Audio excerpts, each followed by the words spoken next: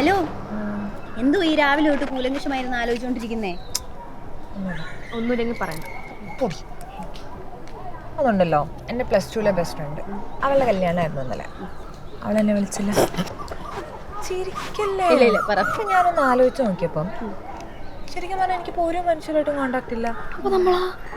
അതല്ല, അങ്ങനല്ല. അപ്പം നിങ്ങൾ രണ്ടുപേരുടെ പോയിന്ന് വിചാരിക്കാം, ഞാൻ പിന്നെ ആരോട് സംസാരിക്കും? ഇനി അങ്ങനെയാണ് ഞാൻ ഒരു കാര്യം ചോദിക്കട്ടെ? ആ കൊച്ചിനെ വിളിച്ച് കാര്യം ചോദിച്ചാൽ പോരെ എന്നെ പറ്റിയെന്ന്? ശരിയല്ല. ആക്ച്വലി സ്പീക്കിംഗ്, ഇതൊരു യൂണിവേഴ്സൽ ഇഷ്യൂ ആണ്. നമ്മൾക്ക് പണ്ട് കോണ്ടാക്ട് ഉണ്ടായത് പലരും നമ്മൾക്ക് മിസ് ചെയ്യും. പക്ഷെ കോണ്ടാക്ട് മെയിൻറ്റെയിൻ ചെയ്യാനുള്ള എഫേർട്ട് നമ്മൾ എടുക്കുമോ, അത് തുല്യതാണ്. അപ്പം ഇങ്ങനെയുള്ള സിറ്റുവേഷൻസിൽ നമ്മൾ ശരിക്കും എന്താ ചെയ്യുക? എന്താ ചെയ്യാന്നൊക്കെ ചോദിച്ചാൽ, എൻ്റെ കയ്യിലുള്ള കോണ്ടാക്ട്സ് ഒന്നെങ്കിൽ നിൻ്റെ ലൈഫിൽ ഉണ്ടാകും, അല്ലെങ്കിൽ ഉണ്ടാവില്ല എന്നൊരു റിയലൈസേഷനിലെത്തുക. അല്ലെങ്കിൽ ഇത് പോവാതിരിക്കാൻ നീ തന്നെ എഫേർട്ട് എടുക്കുക. ഇത് രണ്ടും പറ്റില്ലെങ്കിലോ? ഇത് പറ്റില്ലെങ്കിൽ ഇങ്ങനെ ഇരിക്കുക. പക്ഷെ അപ്പം അങ്ങനെ എഫേർട്സ് എടുക്കാത്തത് ഞാനൊരു ദുഷ്ടത്തിയാവില്ലേ?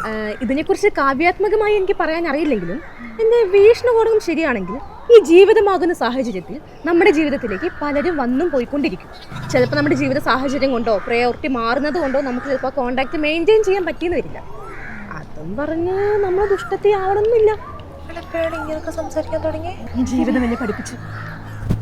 പഠിച്ചിട്ട് അവിടെ നിൽക്കട്ടെ, 6 മണിയുടെ കിസ്മത്ത് പോവും. ശരിയെന്നാ. അയ്യോ